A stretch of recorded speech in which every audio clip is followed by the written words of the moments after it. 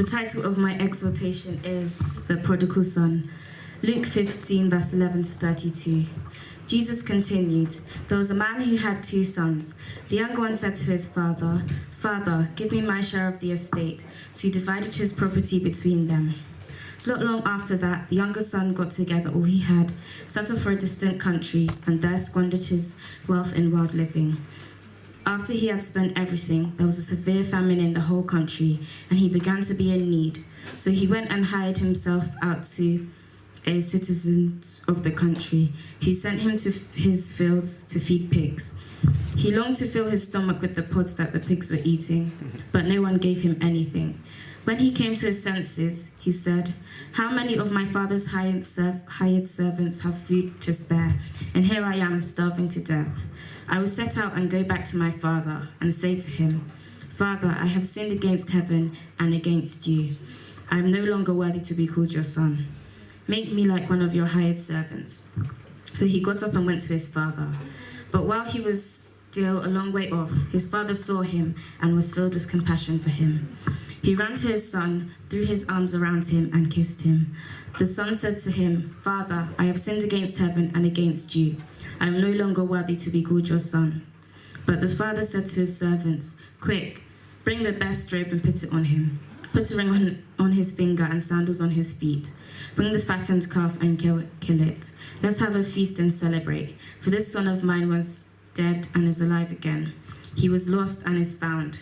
So they began to celebrate. Meanwhile, the older son was in the field. When he came near the house, he heard music and dancing.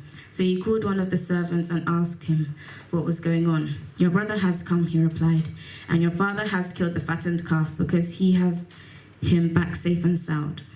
The older brother became angry and refused to go in. So his father went out and pleaded with him. But he answered his father, 'Look, all these years I have been slaving for you and never disobeyed your orders. Yet you never gave me even a young goat so I could celebrate with my friends. But when this son of yours, who has squandered your property with prostitutes, comes home, you kill the fattened calf for him.' 'My son,' the father said, 'you are always with me, and everything I have is yours. But we had to celebrate and be glad, because this brother of yours was dead and is alive again. He was lost and is found.' The story of the prodigal son was told by Jesus in Jerusalem as a parable to the crowds to show God's unconditional love for them and how that he gives freely. The father in the story was God, the younger son someone diverting from God, and the older son a good Christian. The prodigal son is an example of someone getting something from God, then drawing away from him and going back into their old ways. For example, someone asks their parents for a phone and does their best at everything to get them to give it to them. After they have received it, they are so grateful, and then the communication with their parents gets lost, and they spend more time with their phone than their parents. As children of God, he will always try his best to give us what we need. The same way a child goes to his or her parents when they need something, we can go to God as we are all his children. Being children of God shows us that we all have access to him. Ephesians 2 verse 18. The younger son was struggling after his money ran out. He then decided to go to his father, who welcomed him with open arms. This shows God's unconditional love for us. The older son knew his father well, so he knew what to do and what not to do. He was less likely to divert from him. As the further you are from the edge of the pool, the less likely you will slip. Isaiah 40 verse 31.